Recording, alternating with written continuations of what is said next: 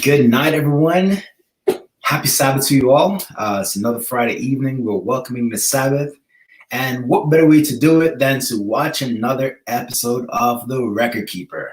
I'm joined with Bradley and Brittany, and tonight, it's going to be a good episode because tonight's episode is entitled The Execution. The Execution. So, I hope that you're ready. Hope you have your notepads ready because this will be a good one. I invite you to watch along with us. And after we watch the episode, we're then going to dive in. We're going to discuss what we've just witnessed, what we've heard. Do we agree with what stated? Are we offended? Are we discouraged? All of that. All right? So, hope you're ready. Grab your popcorn. Here we go. Episode number 9.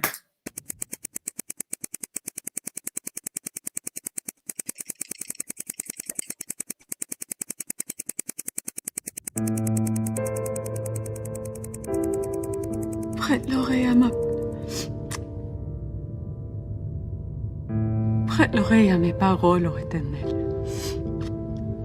Sois attentif à mes cris, mon roi.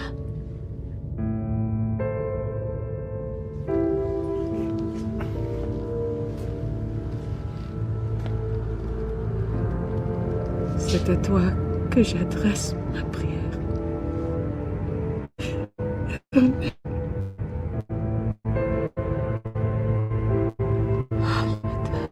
Are we still doing this? Yes. Come inside.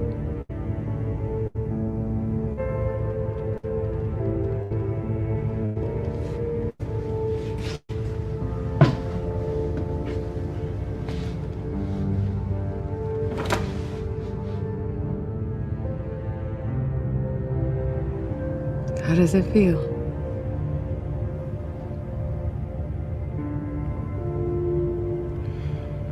I thought you said you just wanted the facts. This isn't for the record. I just need to know.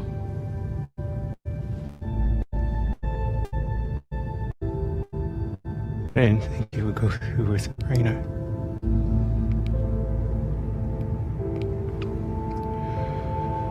I don't know how to feel.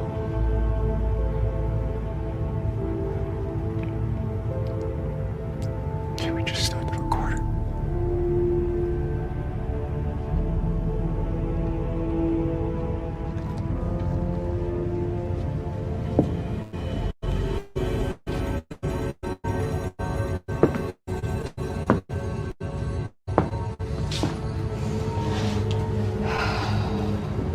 Interview 431916.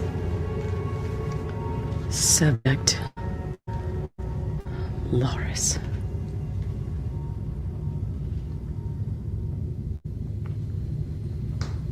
Go ahead. Give me your version of the events.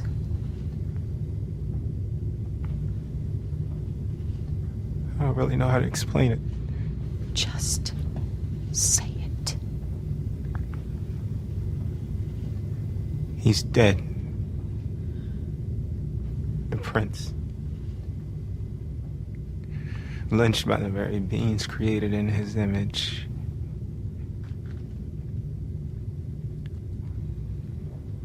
It's kind of ironic, really.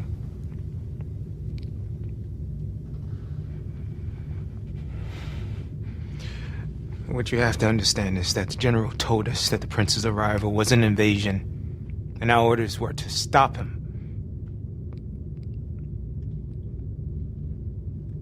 This is our kingdom, and we have to defend it.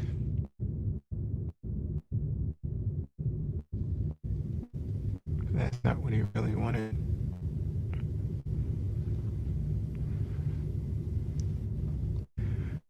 All along, the general's goal was to destroy him. And you complied. He may have given the orders, but you participated in the execution. Stop shifting the blame. Raina, the general promised us freedom. I swear I never knew it was gonna be at the expense of the life giver. I didn't even know he could die. 역시 사람이 없다.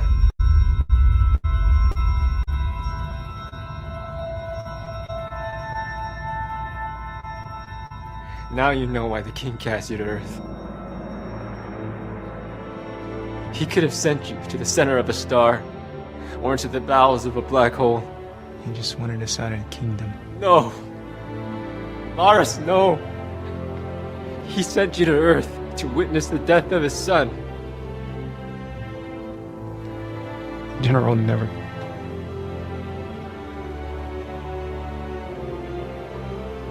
We all love the prince.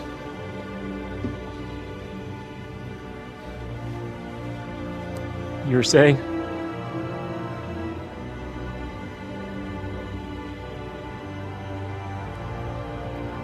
Sorry.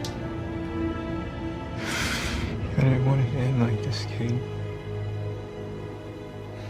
And? You think this is over? I can't do this. Raina, we have to. It's important. I know. But I was... What?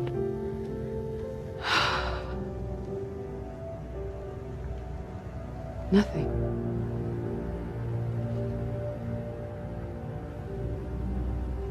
Caden, why don't you state what you witnessed?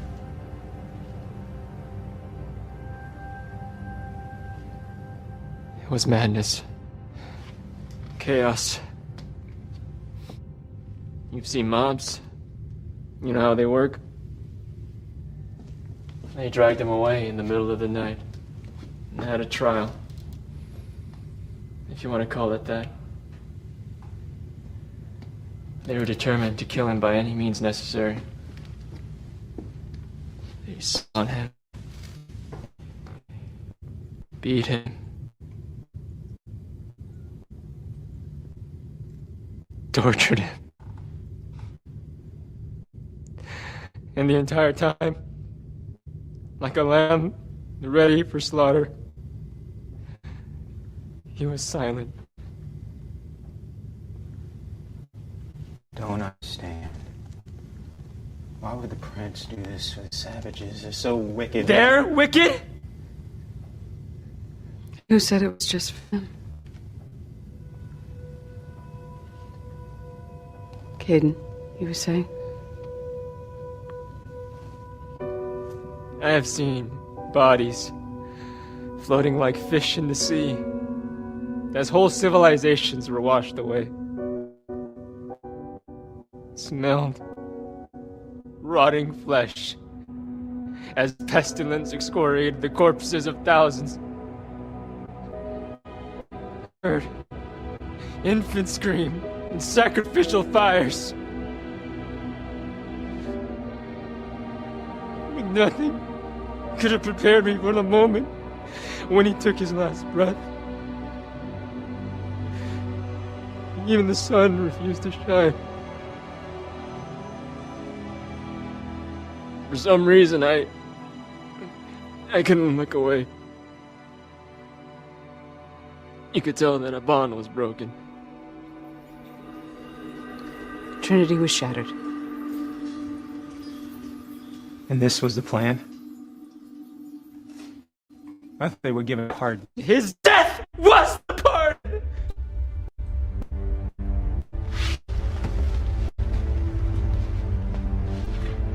Why would administration want that? He didn't want that. He begged for release 3 times. He could have come off the cross anytime he wanted to. He had the power to do that. Now, the universe knows the difference between the viciousness of the arch-apostate, your general, and the tenderness of the prince. Should have been me.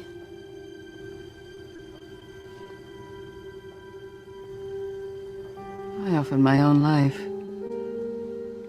But it wasn't enough. What are you talking about? I was ready to give my life for the mortals. Just so he wouldn't have to.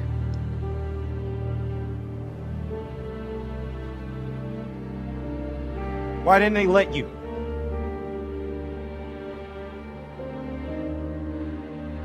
Because the plan required the death of God.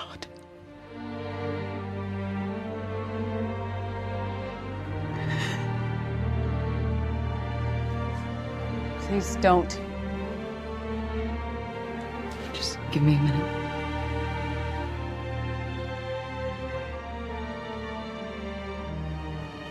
How can you stand there so calloused? I'm not. It's killing me too, Caden. You had the nerve to come into this office with this blood still on your hands? I was under orders. Jesus. Don't you dare say his name after what you I've done nothing but defend my home. But his death! His death was the fatal blow to his kingdom! He should have never have come here!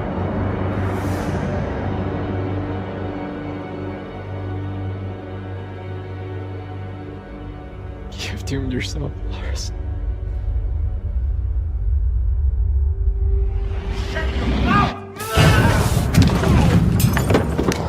Your loyalty to the general has blinded you. You're so busy mocking the prince, you didn't see him when he looked at you. He was gasping for air, Martin, tu entends ma voix? clinging to life, pleading to Father, forgive them, they do not what they do. Martin, je me tourne vers toi. I have tried to save you, my brother. But you've gone too far.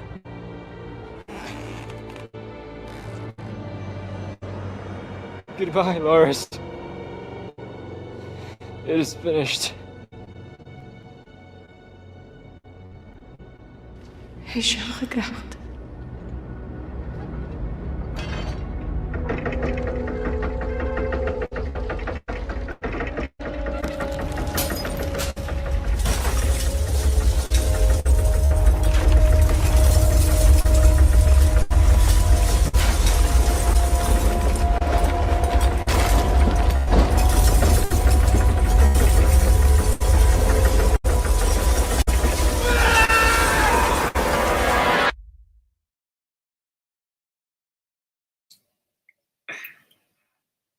And we're back.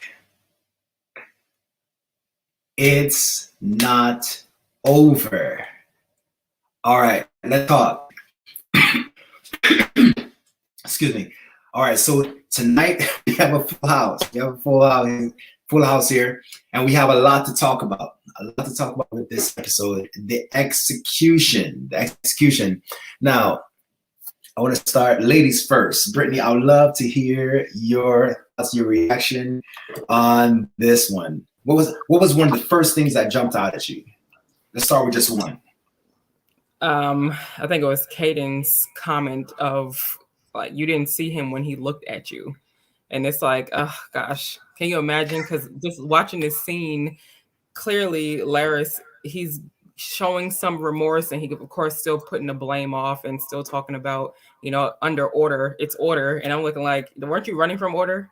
And yeah, you came right to another order, and now you're blinded by just all the demand. So it's just crazy. Like I've been saying this entire time, I feel bad for Laris.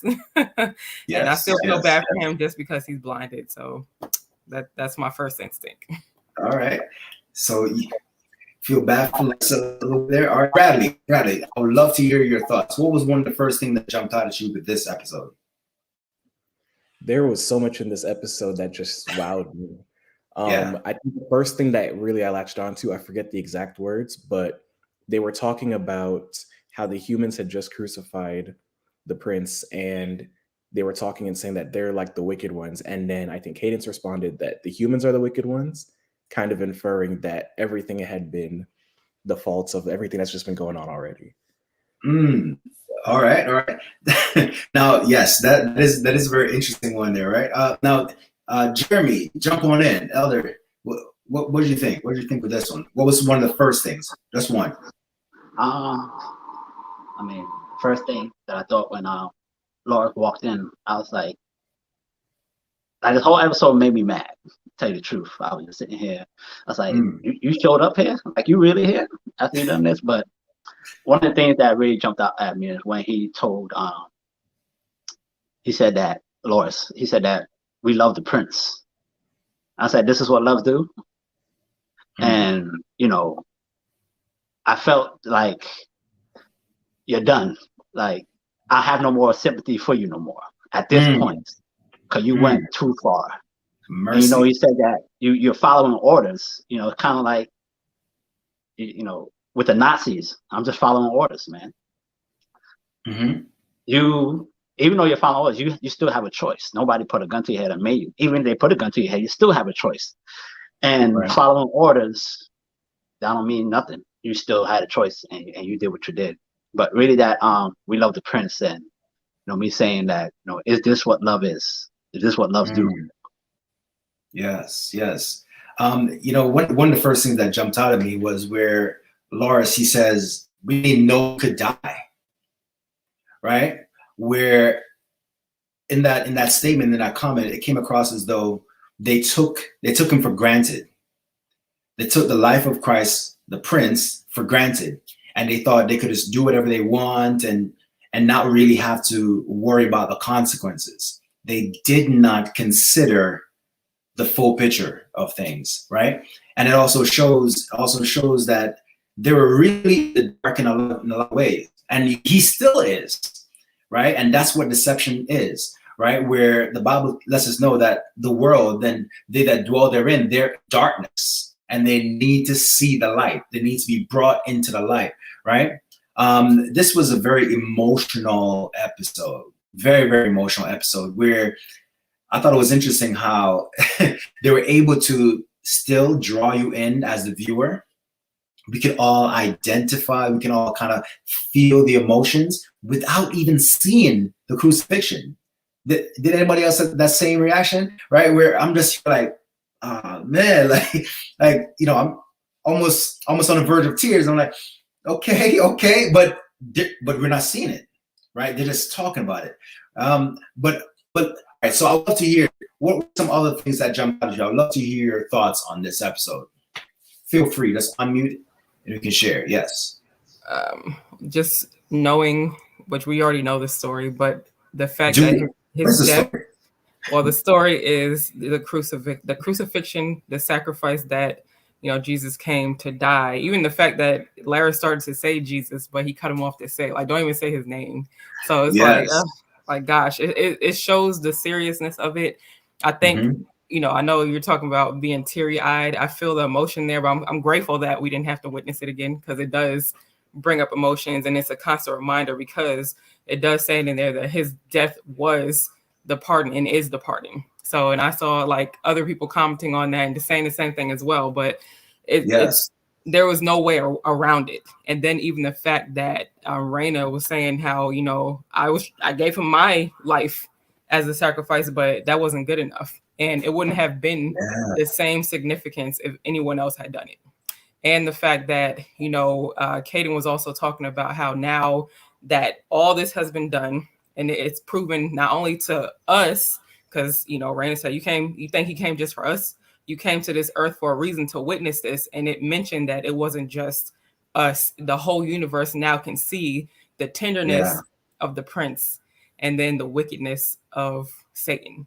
And it's like, dang, like now it is fulfilled. Yeah. So crazy. Yes, there's this other line where it says his death is the pardon. His death is the pardon, right? And here's another, this is coming from Shakira here in the comments. She says, the plan required the death of God. Talk to me.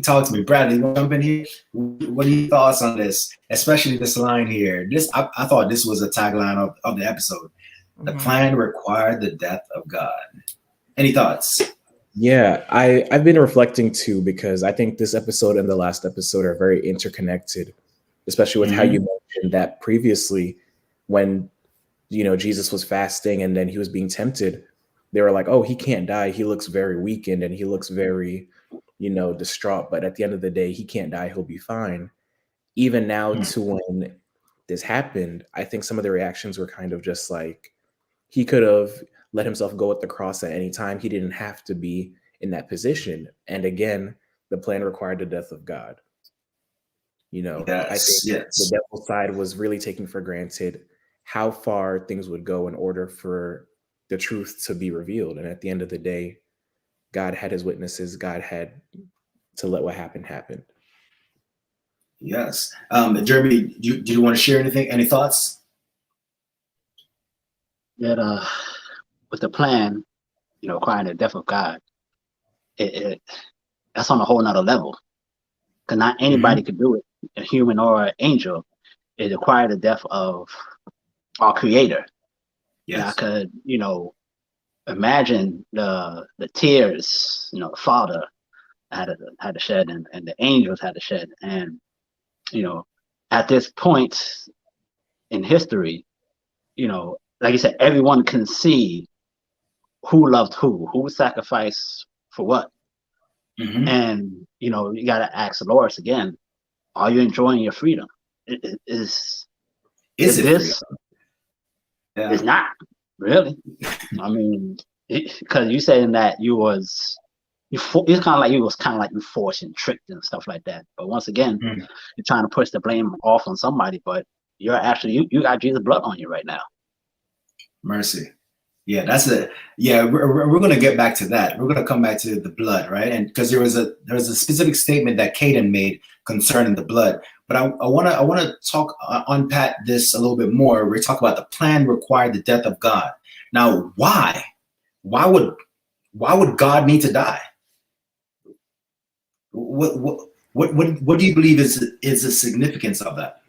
I feel like it's just the tradition that was there before, in terms of having to slaughter a lamb, something that was pretty pure, to come and to take that place. So of course, now today we don't have to slaughter animals in order to receive that. And he took that place to be representative of exactly that. So it's a symbolic thing where now we no longer have to do it in an animal form, and he's coming in his purest state, something that was perfect, to the sense that it's not just like, again, I said before, where Raina wanted to actually give herself, and it would not have had the same significance. So it had to be somebody of power, someone who, again, Larry said, we all loved him. So it wasn't a situation of, I feel like he wasn't looking at, oh, God, the Father. He's looking at the Son like, oh, wait, we didn't think it would be him, or again, he can't die. So it's just full circle and back to, you tested him so far, but this is what it is. And honestly, I don't even think, or I wonder what it would be like had they allowed someone else to. I don't think it would be significant at all. I don't think,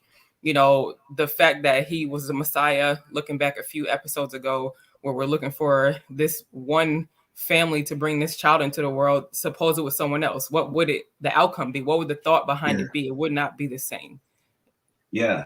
And I like what you shared there, where you mentioned it's based on the system that was already in place of sacrifice, right? Where a pure lamb was needed, right? And I think the reality that it needed, this plan required, it's a requirement. It required the death of God. It's highlighting the fact that it's highlighting, one, how bad sin really is, and also two, it's highlighting that you needed the purest, spotless, without any fault or anything, the purest, most innocent of all sacrifices, in order to cleanse or to take away sin, because sin was so enormous. You need something more pure, more magnificent in order to remove this thing, because it's really highlighting just how significant and detrimental sin is, but not only to planet Earth, but to the entire universe, right? I like this comment here. It said it had to be the creator, right? Now that I like that, because now it's actually drawn me to my next question. Is this actually hinting or implying that God is responsible, or that God is taking responsibility for the situation that we're all in. Any thoughts on that? Bradley, go ahead. I'd love to hop in on that. I think the nature of the sacrifice is going to require that. When you sacrifice something, there has to be an equivalence for it. I wouldn't go ahead and exchange, $2,000 for a bag of chips. That's not an equivalent exchange. That doesn't make any sense. All right. Of everything happening right now, the darkness of sin, like you stated, was so great that it would have to take something this monumental, and when I look at it as a battle that's ongoing. In a war, you don't just send out your random soldiers just to be, well, you would normally send out your random soldiers just to be the ones on the front lines. But imagine the general himself going to the front lines and protecting his entire country and saying, let me be the one to shoulder this burden. Let me be the one to take responsibility for everything happening. And that's one of the only ways that, you can actually see true change in that. So true. Elder, did you want to share anything there, Jeremy? Being a father, if my children were in danger, I'm not sending no one else. I'm going. That's a sacrifice that I wouldn't put on anybody else but myself. Because these children, mean so much to me that if they're in danger, I'm not calling nobody. If I can do it, I'm going. And I see it as the great love that he has for us. That let me just go send them. Nah, I'm going to do it. I'm taking responsibility for, especially, he never sinned, but he's taking responsibility out of love, and that's what love does. I know Loris is saying that we love the King. The universe saw what real love is. Lord, if that's your idea of sin, I don't want it. I mean, of love, I don't want it. I prefer the love of God, the sacrifice. And what has Satan sacrificed for you, your general? What is he giving up for you? Exactly. And I like the fact that they call him general. That term, general versus prince. I love that, because prince is royalty, and royalty will step in for their subjects, right? But we're seeing that the prince was willing to step in and sacrifice for his creation, his subjects, right? But what we see with the general, and especially when we think of it in a military term like that, you don't ever see a general on the battlefield. Generals are in a command center. They're giving commands and watching the foot soldiers, the infantrymen, or the rangers, they're doing the heavy lifting. But we don't see this with Christ.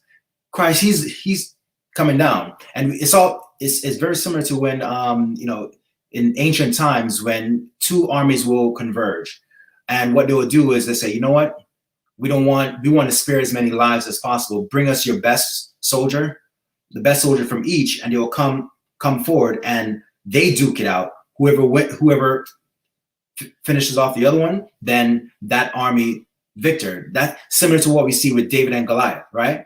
But in this case, Christ himself, he's like, you know what? I'm going. I'm stepping forward, right? Now, so as we're unpacking this episode, we see that, okay, Jesus is dead. The prince is dead, right? And right at the very beginning of the episode, we see where Loris, no matter of fact, not even Loris, Reyna, she's mourning. She is speaking, I believe it was in Aramaic, and she is mourning, right? Loris comes in and he joins her, and he is also, at least for a moment, sad, right? Because of what has happened. Not I don't know about you, but this puts a whole nother spin on it, where mankind was not all of mankind was mourning, but we see that celestial beings, they were also affected, right? So I just want to talk about that. How was it, seeing it from this perspective, that wait a minute, there were others behind the scenes who were also affected in mourning. What are your thoughts on that? Anyone? Feel free, just jump in.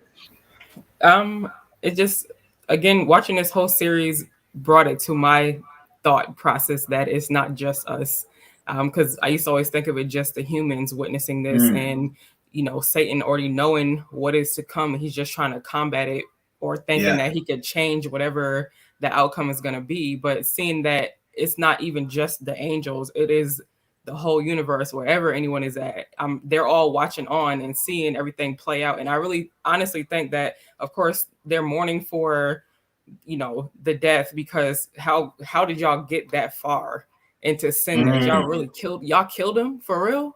Y'all killed him. So I feel like it's sadness that they're not crying for his death, because I feel like they, especially, you know, as Reyna and Kaidan are speaking, they're saying to each other, well, it had to happen. And she's like, I know, but it's just too much. So it's not that they're crying for the fact that he died, because she even said it. You think this is over? It's not over. They're crying for the fact that how dare y'all that bad, this sinful, that it's like even Kaidan, he withdrew himself from Laris, like, I'm done. Like, it is nothing else that could be done. So I feel like they're mourning more for their friends who, you know, they had, who at the fallen angels, and then also the humans, or the whatever they call us, or whatever they call us, just to say like they're that far gone and so disconnected that it's almost like a lost cause. So it's surprising to me watching the series to understand that, again, it's not just us humans here walking around and you know, feeling remorseful, but everybody behind the scenes who've been here from the beginning of time and talking about seeing all kind of death throughout history, and this one is so much. So true, so true. Anyone else? Feel free. Just unmute. You can jump on in.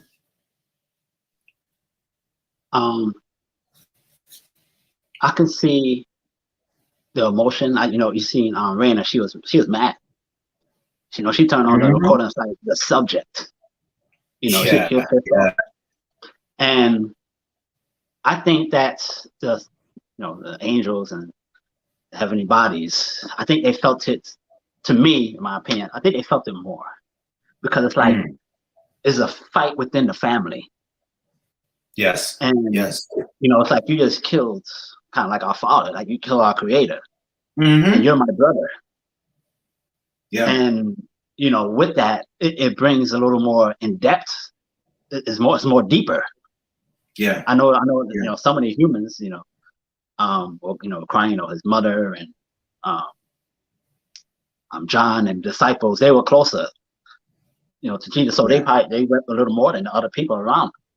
And imagine the angels who seen the Creator, they see him in glory, and to see him with blood and, you know, being tortured and stuff like that. And this is, like I said, this is like, if you want to call it a family affair, if you want to call it that, that it would hit deeper, especially if it's within your family. So true, so true. Especially when you mentioned, you said family. You know, it's like killing your parent. It's like, ugh. Or seeing your sibling kill your parent. It's like, what? What are you doing? How could you? Right? You could be angry or upset with your parent to take it that far. You know, Bradley, you wanna jump in? Any thoughts? What do you think? I think everyone else pretty much nailed it on the head, honestly. Yes. It was just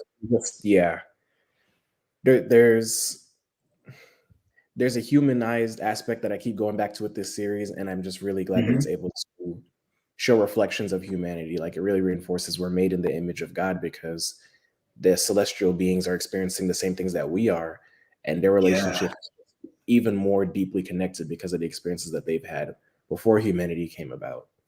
So true, so true. And I love that. I love that you mentioned that, because I believe, yes, Laris, he said it. He's like, man, the irony of it. The very beings that he created in his own image, they're the ones who turn on him and execute him, right? Now, that was him casting all the blame on us, right? Where Reyna, she readily identifies, like, hold on, wait a minute, they're wicked? You're the one sitting here with his blood all over you, you know what I mean? But you know, as we're going through, we've been going through this series, right? One of the things that I've noticed is the issue of relationships. We're seeing a relationship between Reyna, saying that she knew the general before he became this general. She knew him, right? She's familiar with him. They grew up together, if you will, right? We also see where Kaidan and Laris, the two of them, they're like best friends. So they have a relationship with each other. And also their relationship with the prince. No entity in any of this is someone that's just a mere associate, or someone that, oh, I just know their name, I don't know them. Each person, each entity involved in all of this have a deep relationship that goes beyond just the surface, right? And this, I believe, is why it's so crucial and it is hitting so close, because once you have a relationship with anyone involved in this, you would then have a deep emotional response, right? And we're seeing where Kaidan, he's like, I love my prince. And Loras is like, I love him too. We all love him, right? Now, the question is, how deep is your love? And is it really love or just mere infatuation? Is it really love, or do you, where there's something, who do you love more? Or what do you love more than your love for the prince, right? It's calling all that into question. And for us who are watching, whatever reaction we have to this episode, we have to the fact that this is not fiction. That reality, like, wait a minute. No, the prince. No. We're not talking about something that, just a cute little story. We're talking about what actually happened. As I'm sitting and I'm watching, I'm like, wait a minute. This really happened. And there are angels that, yes, they had this kind of reaction. Whether their names are Loras or Kaidan, that's different. But yes, there was this angelic reaction on both sides. Some might have been rejoicing, like, yeah, we got him. Some might have been shocked, like, wait a minute, we're really going to go that far, right? And no, oh no, we made a mistake. It's possible that some like, oh, I want to repent, I want to go back. No, this is wrong, right? Or some thinking that, wait a minute, we just killed our creator, our God, our king, our prince. We've gone too far. It is over, right? Because, think about it. We all tend to mess up in different ways, different forms at different times. And right, what's the reaction?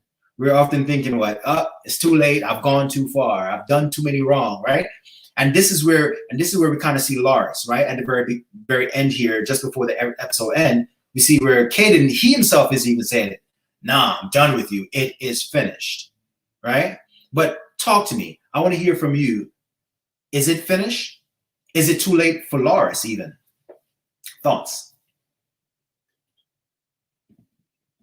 Any thoughts? Talk to me. What are you thinking? That is a great question. Did he go too far? He killed your Jesus. Come on. I definitely think he went too far. What I'm focusing on is, can he be redeemed? I know humans have that call to action where, through Christ's sacrifice, we have an advocate now. We have the ability to be redeemed. Exactly. So let's talk about that. Let's talk about that. So through the sacrifice of Christ, there is an avenue, right, for redemption. Can Loras actually claim the blood of Christ? Based on what we know right here. Don't go too far, right? Just right here, based on what we know right here and his current predicament. Talk to me. What are your thoughts? Let's a matter of fact, to even make it easier, let's put it in our terms. Someone killed your parent. Someone killed your mama. Elder, someone done killed your mama. Have they gone too far? You have gone far, but there's still room. There's still room for forgiveness. But in Loras' case, Jesus died for our sins, so his sins were covered. But even after that, like I say, he was shifting, those wicked, savages, talking about the humans, and then you shifted up and said it was Jesus' fault. You should have never came here. And I think at that point, like you just sealed your fate.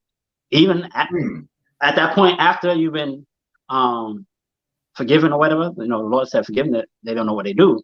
Yes, and you still want to turn after? Nah, we done. We good. So like you said, if you kill my parent and then you come back to me and say it was his fault, we done. No more talking. Yeah. Okay. So you're going from perspective of, okay, he was given the gift of forgiveness. He was given that gift.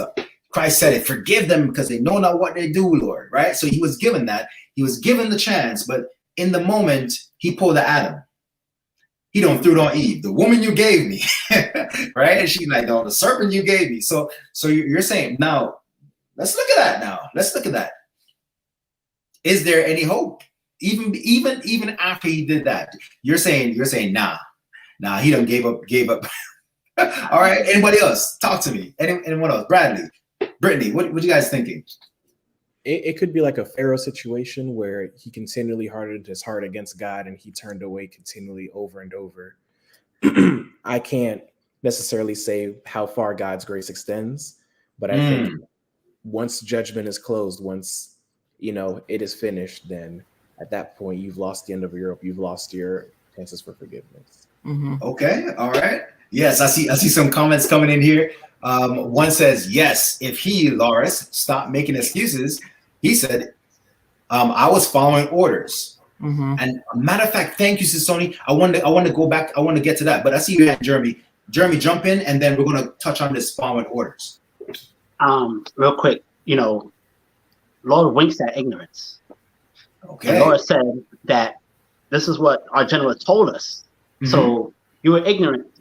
But now you said that his whole plan was to destroy and to kill. Yeah. Now that you know that now, is there remission for sin now? Mercy. You know Mercy. now. Because you said that you know. That was the plan. And you still turn to the general side even after that. You good. That's a good point. All right. So, yes. And now he's using even the excuse of I was following orders. Right, which what you just shared there actually kind of killed the I was following orders type thing. But I would love to hear, Brittany. I would love to hear your thoughts on all this scenario. I feel like, Brad, you were saying something a second ago about the window of when your time is done, and I feel like the conversation that was had when he came into the office, I feel like his window was still open. And then as even Tony's saying here, it's like you're making excuses. So you're choosing to still shift the blame. You're not taking on, like in real life, right now, if we were to do something and constantly blame someone else and we're not taking on or even asking for forgiveness, then that's you. It's on you. It's your blame. But I feel like if he asked for forgiveness or even realized what he had done and was like, wow, we really killed him. Oh, I'm so sorry. I want to go back home. I feel like that was his window, but he's getting angry while, Caden is saying, Lord, forgive them. And he's like, no, I don't want the forgiveness. So I feel like actually, if he realized himself, what he had done and realized that, wow, this is what we did. I'm needing forgiveness and taking on the blame. And then again, the Lord only does to you what you know. Now that you know, if you're realizing that and asking for forgiveness, then I feel like he had a chance, but his chance is gone now. Excellent. Yes. And I see some other comments coming in here. We have Shakima. She says, throughout this whole thing, well, Loris, he seemed blinded by the truth. Yes, to a certain extent, yes. Right. And then she says, there's hope. There is hope. Right. But Sister Sony, as you were commenting, she says, no, yes, sister. Right. Because you were going in on it. Now, here's the thing. What we'll notice as we watch that episode, and I invite everyone, please go back and rewatch it, is there was actually a point in the episode where Loris, he says, I'm sorry. He actually said those words, I'm sorry, right? Now, it's one thing to say you're sorry, and there's a different thing to actually be sorry, right? Because as the episode on, yes, love it versus Tony, he's like, yeah, he started making excuses. Instead of accepting the wrong that he has done and truly being repentant, willing now to change and turn and accept the forgiveness that's being offered to him, he actually becomes the aggressor. And we saw towards the end where he now was attacking someone that's supposed to be his best friend, Caden. He wanted to stop him at all costs, right? He's physically now going after him. And of course, he's missing, right? But he was... And this is what I wanted to really highlight in all this, because I asked the question in a very specific way to kind of provoke thought, right? In regards to redemption, and someone being saved, someone being lost. It is never God's grace running out. It is never someone going too far beyond the forgiveness of God. It's never that. And I love that each of you kind of highlighted and stated it, because Lars is the one, he himself closed his probation. And that's our reality. Often we hear the false theology of, oh, the unpardonable sin. You've just gone too far for the Holy Spirit to step in and save. That's nonsense. It is nonsense. What the Bible teaches is that we make the choice. We choose and say, nope, I don't want it. And I forgot if it was Jeremy or Bradley or who said it, but it was stated in the episode where he says, I don't want your forgiveness. And that is the true reality, where those who right now are not in a relationship with Christ, they will all get a chance to choose. Do you want to be in a relationship with him or not? And they will make the open, blatant choice, just like what we heard it. If you watch the episode again, you will hear him say it. Right? I don't want it. Right? Where each and every person will have a chance to make an open and honest, heartfelt choice. The Bible says, if we confess our sins, he is faithful and just to forgive us. Yes, sister. And to what? To cleanse us, wipe off the blood, because we're all guilty. We all have blood on our hands. And the beauty of it is that God says, yeah, I will forgive you, and I will also cleanse you. I'll wash your hands, and you no longer have the guilt from it. You no longer have the shame from it. You can now live in community with me and with others that love me, right? So listen, we still have more because I saw at the end, something was happening, right? So I invite everyone once again, Monday night is when we're about to see what's happening, because something started happening right there at the end of this episode. I'm not going to give it away, but it's not over. All right. So I want to thank you guys for joining. I hope everyone have a happy Sabbath out there. God bless you all. And Monday night at 8 p.m. right here on our Facebook page and also on our YouTube page, we'll be airing episode number 10. Episode number 10. It's not over. There's more to this story. God bless you all and have a good night.